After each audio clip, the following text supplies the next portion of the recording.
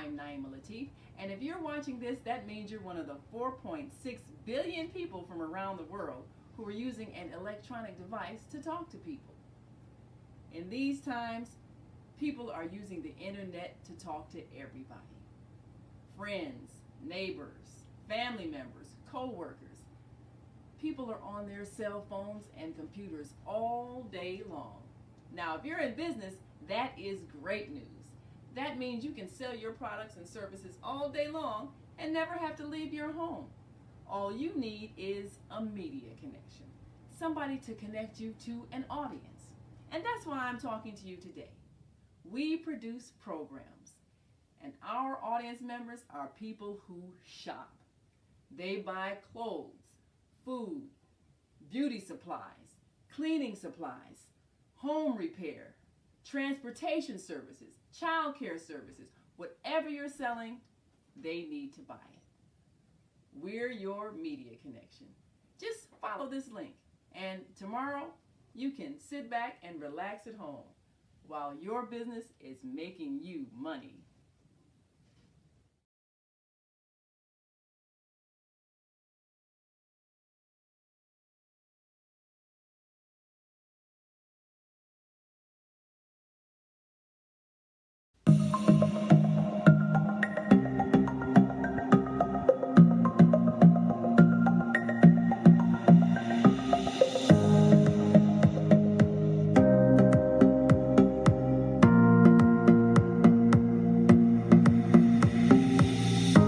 Hi, I'm Barbara.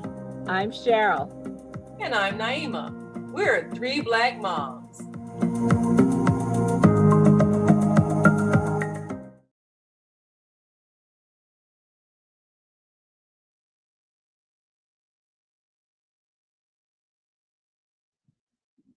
Hi, I'm Barbara.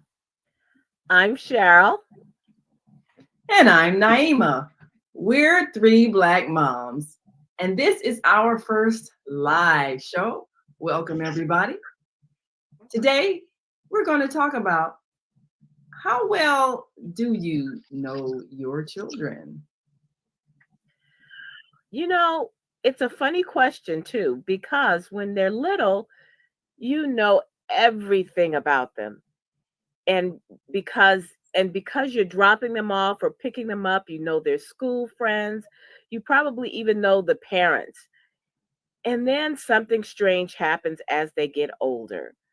From middle school to high school and even in college, you start not knowing your kids' friends. They start to become monosyllabic, they don't answer questions, and you don't want to pry, but you kind of need to know. So, how well do you know your children, and how well should you know your children? Well, there are a lot of changes that happen when they reach those tween and teen years. And we don't always realize that some of it is actually neurological. So, our guest today to give us some insight about what really happens in the minds of our children is our good friend. And of course, she is a therapist, a life consultant to help guide us through that process of motherhood, Dr. Debbie Green. Thank you for joining us today on Three Black Moms. Oh, wonderful to be here with three black moms. Absolutely, absolutely. It's amazing how children are become. We say we raise children, but actually we rear them. Okay, so which means that they come in these wonderful package bundles of love that grow into this beautiful person. Well, that's what we want to happen, don't we? Okay.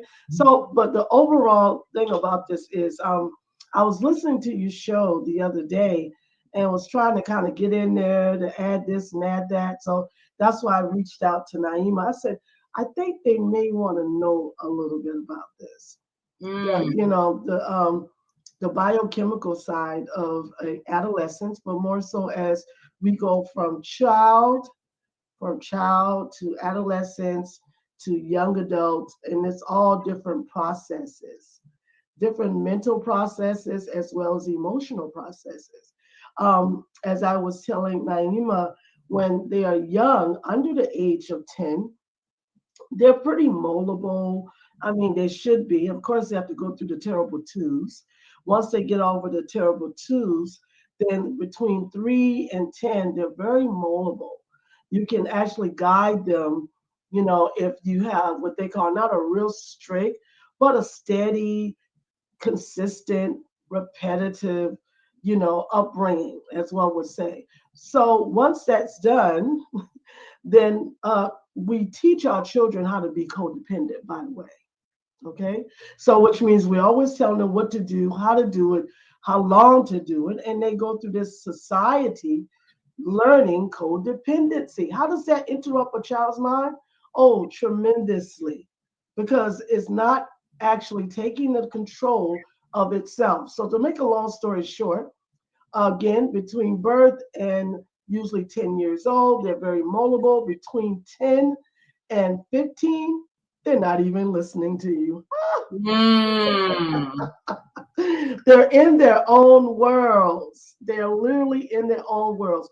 Hormonal balance imbalances are constantly moving, everything is transforming from just a child to a young adult. So in those between years, between 10 and 15, they're in their own worlds virtually.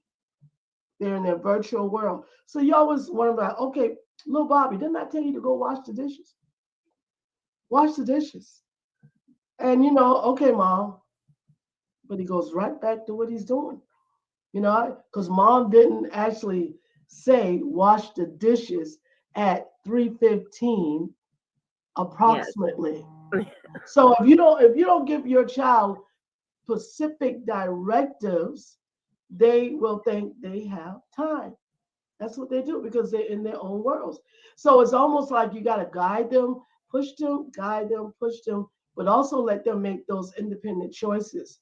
Independent choices should be actually ingrained, from the earliest ages of 5 years old. You should always let your child make an independent choice. I don't care if it's choosing what type of candy they want to eat, which don't feed them too much sugar, of course, but choosing food instead of, okay, here's your plate of food, sit to the table and eat it. Mm. Okay. That's interesting. When Sarah was little, and my husband and I, we split our days because I work nights and he worked days. And she would go outside and play with her friends. And one time he went out there and asked her what she wanted for dinner.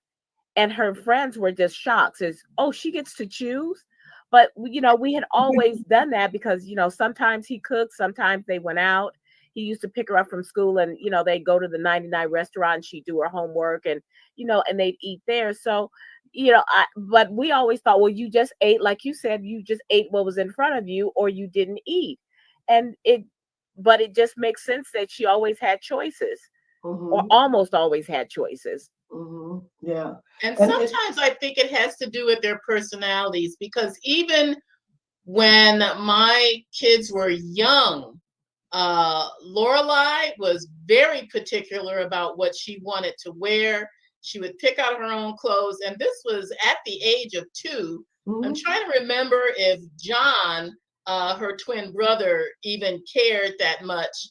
And I think Lavinia was the same way, very particular about her clothing, her look, all those little things. And I think it may have just been their personalities. And I wasn't going to fight with them over, oh, you're going to wear this or wear that. It was fine. They're little kids, they're clothed, they're warm.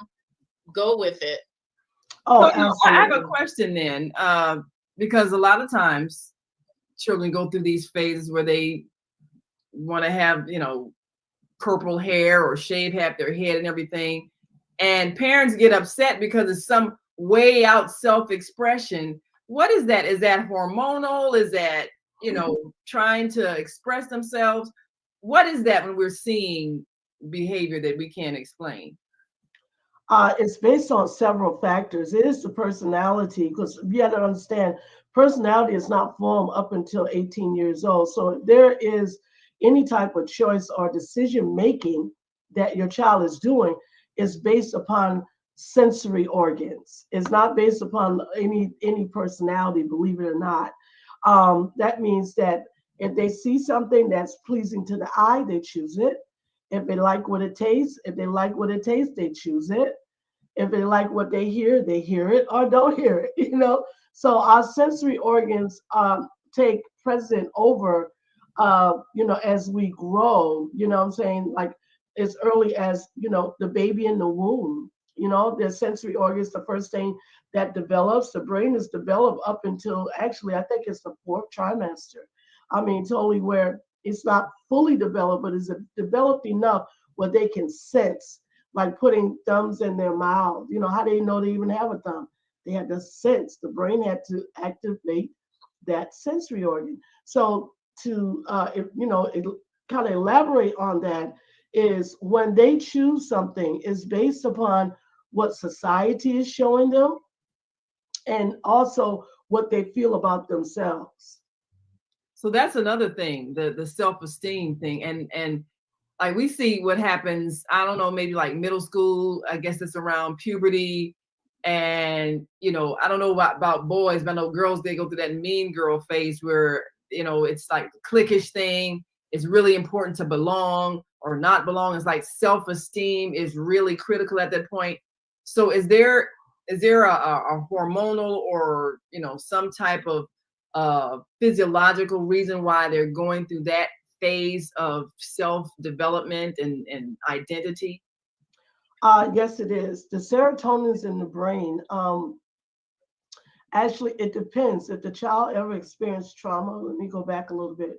If the child ever experienced any type of trauma, it's going to affect the way they feel about themselves and how they view the world.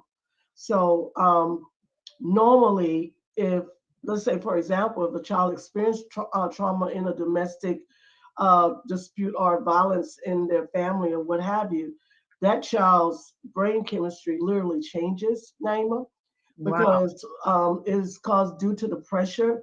Every cell holds a memory. Every cell, down to every atom, it holds a memory because we're 70% water. Water has memory. So every cell has a memory. So which means that, for example, uh, cases of PTSD is more what they call over exaggerated. I'll say it like that because I have my views on PTSD.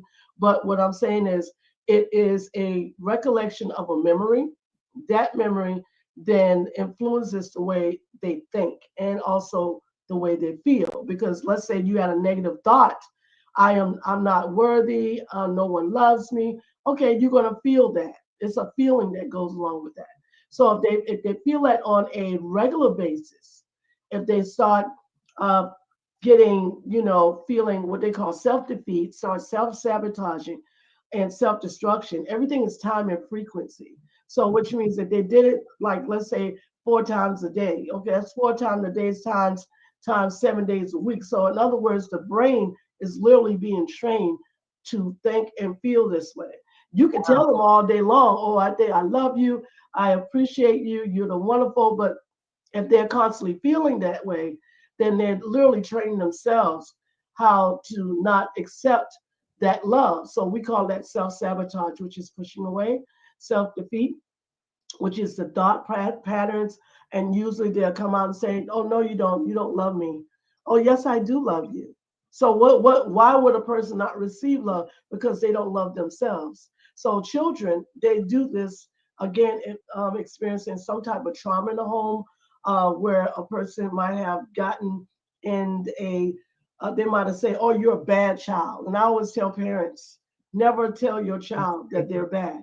Right. They said, oh, you didn't understand something this time, didn't you? I saw that you did it again. So tell me why you did it. You did it this way and not the way I asked you to do it. You should help them to analyze their thought because the human brain in a child is not developed until it's actually 24 years old. So the frontal lobes and rational, they have no filter. Okay, let's get that out of the way. Right here, from here to here, rationale, reasoning, logic. Nah, I don't care if you wrote it down, you said it a million times. it still won't get there. You got to help them and assist them to get out of their feelings first so they can use their brain. Well, Doctor, Dr. Green, I have a question. Do Yes, you ma'am. feel that a child that maybe has gone through this type of trauma or any type of woundedness, can that be changed? Say if a child is taken out of the home and put in a foster home or adopted, does the Oh, she froze. change environments? there we go. Oh, well, yeah, will a change environments help a traumatized child? Yeah. It Or will. hurt. Or hurt, yeah, yeah, It because sometimes will to a certain degree, because remember, the biological parent, children have to have what they call nature nurture experiences. So if the biological parents are not there, there's still going to be a missing component. Even though you could take that child who's never experienced anything, put it in another environment over a period of time with consistency and repetition, yes, you can change the way that child feels. However, there is a part as the child gets older, they're going to know that there's something missing, whether they want to or not, because that's the way it is. Doctor, I have a question also, because you had said something about, you know, when people tell their children that they're bad. Do you find in our community, the Black community, that we have to work a little bit more about the negativity that we have telling kids that they're bad? I remember there was a young woman who had a toddler, and he was very curious, and she kept saying, "Oh, he's just bad." I says, "No, he's doing age appropriate things. He's actually quite smart, and he's curious, and this is what he's doing. Don't tell him that he's bad." But I find in our community, we well, a lot of us grew up with that kind of feeling of, you're stupid, you're ugly, you're bad, and what can we as a community do to heal ourselves so that we don't keep revisiting that same trauma to our children? Well, I always say love is the natural cure. And it's unfortunate that some parents is struggling with self-love in themselves, and they transfer this to their children, and by words, actions, and behavior. When I am counseling families, especially Black families, I often tell them that if you keep asking your child what's wrong, that's all they're going to focus on is what's wrong. So instead of asking them what's wrong, ask them what's right today. Even if you see them do something that is out of, the ordinary, or it's a repetitive action, because I don't call it. And when you reprimand with understanding. You don't reprimand with what they call the feeling part. Like, okay, most Black families attack your feelings. They don't try to help you understand anything. That either, because in our minds, because we were raised this way, believe it or not, this is all from our generation. According to the word of God, it says, "Spare the rod, spoil the child." So there's never an opportunity where we can just say, okay, is little Johnny, is he, what makes him misunderstand what I'm trying to get him to understand? That's because if the words that come out and said, "You're just bad, you don't never listen." And we hear that so many times. You never listen. I keep telling you over and over again, and you do just the opposite. hard-headed. So, all right, our words are power, aren't they? Absolutely. Mhm. So you speaking over your child. You speaking over your child, and you telling them what to do, and it is going into that ear gate, activating in that sensory organ. And they say, "Okay, mom just thinks I'm bad. Ain't no use to me being good because I'm always a bad child." Yeah. Right. So we have to change our words. That's what I'm telling you. We have to change our words, our logo, our jargon to meet the need of our children's, mental capacities. I have another question. Oh, and thank you to our sister Zelda. Says, "Wow, grand evening, Queen sisters. What a wonderful way of explaining the trauma still within us. Sounds like the issues in our tissues." And like you said, every cell has a memory. It does. Now, when I think about things like depression that might come from still holding on to childhood traumas, how can a parent tell if their child is going through a depression? Because sometimes we read it as they're just being sullen or they don't want to communicate, and then we get angry with them, maybe even punitive. But how can we be sensitive to what they're feeling and get them to talk about it if they're going through a severe depression because of something that's hurting them? Well, you got to look for the symptoms, Naiva. The symptoms of depression are pretty much very similar to the ones also in the adults. Isolation, shutting down. Shutting down could be not talking, giving you very short sentences or one word answers, as well as feeling powerless, hopelessness. The affect from here to here usually tells it it's flat, it's emotionless. When they're talking to you, you don't see a lot of emotions in the face. Also, their eating habits will change, either eating too much or not eating all.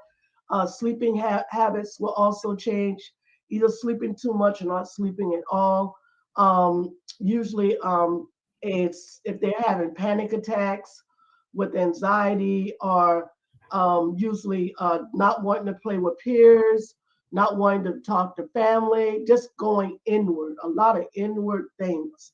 So a lot of times parents think, oh, that's right, she's up in her room. She's been in there all week. Okay, all right, so that's what she does. She comes home from school, goes straight to the room, doesn't barely eats. Because guess what? They're not paying attention because they working, everybody working in the house. They're going on. This is a latchkey kid. All right. So she goes straight to the room every day, not knowing that she's going through depression because she's a good chance she could be bullied at school. Wow. If she's Yeah. bullied at school, that's going to make it worse. I really, she's already depressed, but she's really feeling depressed, and that just adds to the depression. And most families don't realize it until they start self-harming. We call it cutting, Mhm. self-mutilization. They start cutting, and now because of our society, psychological evaluations, they don't even see that as something of normal anymore, guys. Guess Yeah. what? You cannot be hospitalized if you're cutting yourself up. Oh, Mm. unless it's past the subcutaneous. Oh yeah. Oh, If I see some blood, oh that's right. I'll wait till it gets really worse, and then you could come to the hospital, and then you get wow. evaluated. Otherwise, oh no, you're I gonna want to shut it off. also, yeah, I want to also ask, does this present differently depending on the gender of the child? Because I just noticed in males, they tend to present as anger Hmm. Yeah. more. And I remember there was an Oprah a long time ago when they were talking about the teenage boys that would like, well, school shooters, those kind of things. But they said, well, if they can't cry tears, they cry bullets. And so, Ooh. what should we, when we're talking about, because our subject is how well do you know your child, uh, or your children, what should we be looking for in both boys and in girls? That if are they angry more? Are what are we looking for? What should be? I mean, we should always be concerned. When should we, start really reaching out? They need help, maybe. Yes. Right. Well, what the male gender does hold hidden anger inside, and they again, if you got one or two, they're either going to be defiant or shut down. Defiant, ODD, opposition defiant disorder. When they are coming out, they may be hitting walls, they may be hitting their head, Ooh. okay? They may be battering one of their siblings. They may even go as high as to actually do homicidal ideation, start threatening people.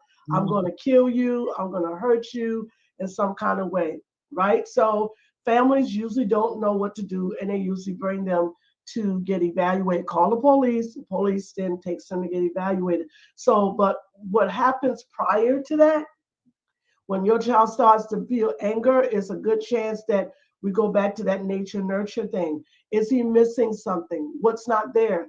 It could be a black male child that does not have a father in the home. Is he missing his father and not knowing how to deal with that emotion? And then it's turning and it's getting distorted. You know what I'm saying? because he feels, mom is not listening to me because she's working, she's going on and she's trying to make the best thing she's doing, but her and dad is no longer together. I'm angry. Nobody thought about me. Nobody didn't understand. I'm just a part of this, but nobody's listening to me. So all of that anger starts to create, I call the volcano effect. Underneath it's balling, balling, balling. And just one day it just erupts. There it is. Most people that have major depression, reoccurrent or even episodic, have suppressed feelings. Feelings are words they wanted to say and can't say them, or don't know how to say them, don't know how to express them. Because again, our children's frontal lobes are not fully developed, so they can't analyze, well, if I tell mom this, then what she's going to do. No, ain't no analyzing nothing. They're just holding in. And the more they hold it in, is the stronger that energy becomes, and it's self-destructive. So is there a way to get such a person to speak up? Because usually you say, like you say, what's wrong? And they're nothing. And so how do you get out of that cycle of non-communication when someone's holding anger? As early as 3 or 4 years old, when they start saying the words, you need to say, I'm listening. I'm listening. I don't care. You may not understand every word. That's all right. I'm listening and I'm here. Those words right there hold a lot of power. I'm listening and I'm here. I may not understand what you're going through, but I'm listening, I'm here. And they need to be told that very, very early. Don't wait until they're 12 and 13 years old to tell them that. It needs to be told early in life. Due to the fact, These kind of things are very apparent really early. I know that as a kindergarten teacher, one day one of my 5-year-olds came to school and said, my father said that he's going to kill my mother. He was telling everybody this. He says, I'm going to get him. And at 5 years old, and it was very frightening. I talked to some of the other staff members to see if there could be some kind of parental meeting between us, because at the age of 5, you could see the disruption. I mean, it was coming out in his behavior all the time already. But when he just came to school with that explosive statement and his folks were not together, I said, something really deep is going on that has to be addressed. he was in a domestic violence home environment, ma'am. And that's why he's repeating everything. Their children learn by osmosis. They repeat everything they hear. And the parents think that nobody's not listening. I don't care. You could be in 2 rooms over. You got little children that come and sit at the door. You could have the door closed. They want to know what's going on. They're always listening. They're very, very smart. I think we underestimate our children. We underestimate their ability to figure things out. And we just think, oh, that's not important, or they don't need to talk, or we want to hide it. No, that's the worst thing you could do, is hide it from your children. Help them to understand it. If your husband or wife or family member, anybody is having disagreement, there should be, like some type of understanding or helping your child say, yes, me and daddy is having a dispute, but I love daddy. Even though we don't get along, I love him. And this has to be done so that me and daddy can get along to raise you. So we have to separate for a little while. That does not mean that you're not going to see him. Don't wait until after the divorce, years down the line, and then you will know why your child is shutting down and becoming suicidal, and then have to come to an inpatient and reoccurring. Because I'm gonna tell you something about depression, if I can say this candidly. Once it starts, it'll never stop if you don't stop the cycle. It'll go all the way through adulthood. I've seen people that are 50 years old started depression. Listen, I never knew a time that I was not depressed. Wow. Well, real quick, I know we got about a minute before we have to wrap up, but so many times people see angry young men shutting down, sullen, even threatening. What is a better response than calling the police and having it turn into a crime situation, or getting them in the system? Or getting them in the system? What's a better way to respond when we see a person in crisis and speaking violently? I have to be truthful with you. It depends on the level, because you got mild, moderate, and severe. If it's severe, there's nothing you can do. You have to let a professional handle it. But if you are proactive, and you start seeing the signs early, like I said, shedding down bits of anger, you know what I'm saying, and interruptions and ADLs of activity of daily living, now you need to start doing something. Don't wait until it becomes to the point where it becomes so volatile that that person can't hear you. No matter how much you tell them that you love them or you hug them, they'll just push you away, because at that point, their minds is already, you know, in a whole nother space and time. They're on autopilot. That's why I call it. They're not even making any conscious decisions anymore. Whatever damage has been done, that's what you're doing. You're facing it. And the only time you can do damage control is to be proactive. Wow. Well, thanks so much. I Well, need to have this again, because I'm telling you, Yes. families need to know this. Naima, I'm pushing myself to write these books. I got to make time to write these books, critical because information, definitely. psychiatrists and psychologists, they don't want to tell you the unadulterated truth, because they want to keep our children on medication. That's a whole other topic, y'all. Oh, absolutely it is. So, Come back with that one. Well, we want to thank you all for joining us, and listen every Thursday to Dr. Debbie on Soulful Solutions with Dr. Debbie on the Female Solution Radio TV show every Thursday, 7 a.m. Central, 8 a.m. Eastern. And you definitely want to listen in at www.blogtalkradio.com/the-female-solution. it's been an honor. It's been great. We thank you so much. Thank Absolutely. you. Thank you. Thank you. Thank you. I'm Naima. I'm Cheryl. I'm Barbara. We are 3 Black moms. Bye-bye. Bye. Bye.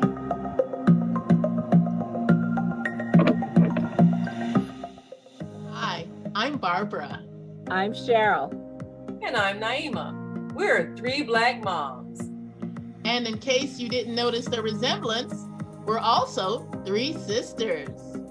We're going to be coming to you every week, sharing our successes and our mistakes as we navigate our lives as moms, wives, sisters, daughters, and of course, Black women in today's world. We'll talk about it all: race, politics, religion, economics, culture, and we'll take a look at everything from whether or not to use corporal punishment to how do you teach your children about sex. Look for our upcoming book, Growing Up Charles. It's a personal story about our lives growing up in Maple Park on Chicago's South Side. I'm Barbara. I'm Cheryl. And I'm Naima. We're 3 Black moms. Follow us on Facebook and subscribe to our YouTube channel, 3 Black Moms.